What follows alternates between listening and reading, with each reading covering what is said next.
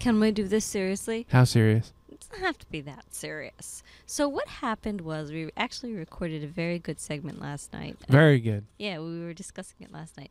But Very natural. very natural. But Super awkward. But somebody forgot to turn on the audio when we were recording.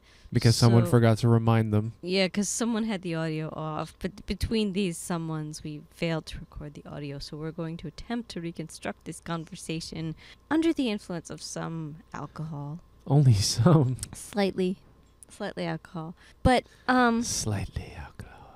that's more than slightly. How many have you had? One? Seriously? Are you taking my meds, bruh? No, 1/2. 1/2? Oh, 1/2 bottle.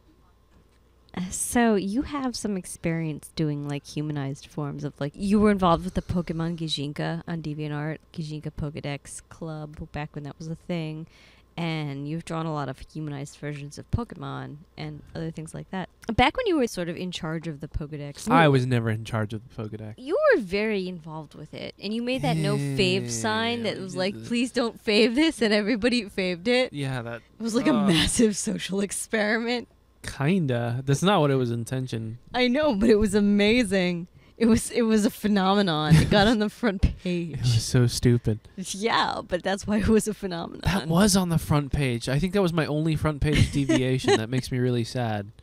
Oh, baby, that's how it goes. It be like that sometimes. Yeah, no. How do you translate a non-human character into human characteristics? It's such an interesting thought experiment. You try to translate those features into human features, either through clothing or through expressions and personality. One of the things we were talking about was that one artist who did really casual-looking humanizations of Pokemon where it just kind of looked like an average person, but you could kind of tell just from the way they drew them, like almost like the personality. I mean, of there that were character. there were hints in the design, you know, certain articles of clothing, certain color schemes, but I think they got the idea across more with their body language, their facial expressions, their facial features. They found some really creative ways to express certain design features in other ways that I thought was really interesting, and it's something that I've never really mastered. I always have to kind of rely on the visual cues. Yeah, but you do really well with sort of the functional aspects of the character design, like some of your Pokemon, you know, with the armor and the flamethrowers and everything. You really have a grasp on how their powers would translate into sort of real-life technology or science-fictional technology. You know, sci-fi fantasy, there's ways for you to use those influences as ways of expressing certain features in a you know, a different way.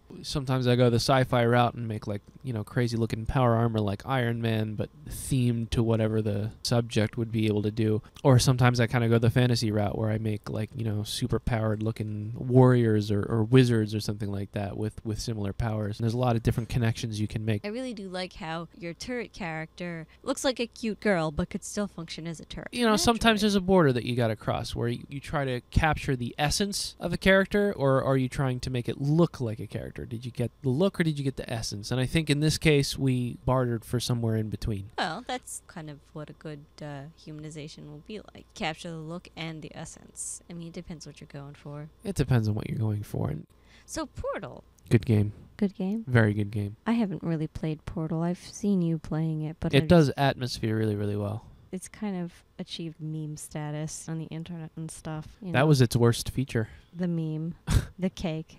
Yeah, the fucking cake. It was really interesting in game. I think it was originally inspired, I guess, from treating the game as if you were a rat in a maze, and rats usually get rewarded with food, and the fact that the person running the test kept tempting you with cake at the end of the test, you know, that was sort of like your drive to get to the end of the test. And then at some point in the game, you end up in this one corridor where somebody had written thousands of times on the wall, "The cake is a lie," making it seem like this person had lost their reason to exist, right? Because that was the whole reason to get to the end of the test. Because of the cake. Because you would get cake. If you finished the test, you get cake. The most interesting thing about it was that up until that point, you thought that you were alone in this test as part of the game. The whole game, you thought it was all about you. The test chambers were made for you. And then just one section, right, where there's like a piece of the wall missing or something like that, and you can kind of portal into it. And you get in this little corridor, and you realize that you're not the first person to come through here. And that the last person that came through here was not in a good mental mental state. I think that's all part of why that game had such an interesting and powerful impact. You were able to infer all of this sort of on your own. Environmental storytelling. Yes, environmental Yes. storytelling in a big way. And then when you think about it in terms of game design, I mean, it's literally just like a couple pixels on a wall. That little bit of information from the environment was enough to tell you so much about the game's world and the part that you play in it. It is one thing to simply tell a story. It is another to reveal the workings of You're the world. going to keep bringing that up, I aren't you? am. I'm sorry. It's from like a player's guide, but it's such a good quote.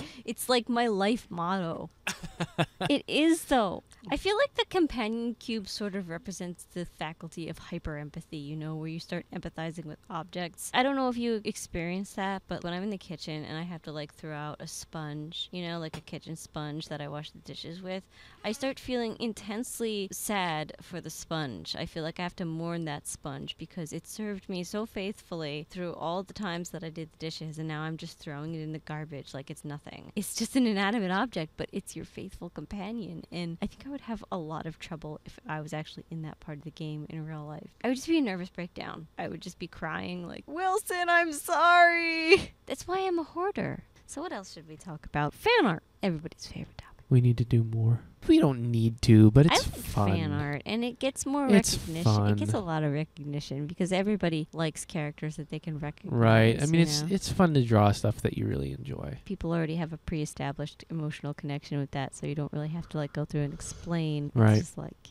you know, this character. Now I'm drawing them. Have some feels. I think it can be a bit frustrating for people who want to develop original characters that fan art tends to get more attention, but it's also a good way to make connections with people, like a shorthand for whatever themes you're interested in. When I was really into the Adventure Time fandom, I mean, Adventure Time is really cool and was really a big influence on me. It started airing on TV when I was already like 25 years old. It came kind of late in my life, but it felt like a piece of my childhood. It felt like something that me at 10 years old or 9 years old would have absolutely loved, and I think that's why I like it so much. I'm getting a little off track here, but you know, the finale just happened, so I'm having a lot of emotions about that. Some of the characters are basically humanoid, some of the other characters are based on food or other things. I did some humanized versions of that, and I'm not the only person to have done that, but I did Lumpy Space Princess Kijinkas, and then I did Tree Trunks, I did the little like caterpillar worm from the Food Chain episode. Didn't that worm have the same name as you? Yes, her name was Jerin. Oh, I did the Cosmic Owl. I like the Cosmic Owl. Apparently, the Cosmic Owl was inspired by the reflection of light above, like, a bathroom or something. Are you serious? Yeah, and somebody drew that as a Cosmic Owl. So That's hilarious. the Cosmic Owl is perpetually watching you pee.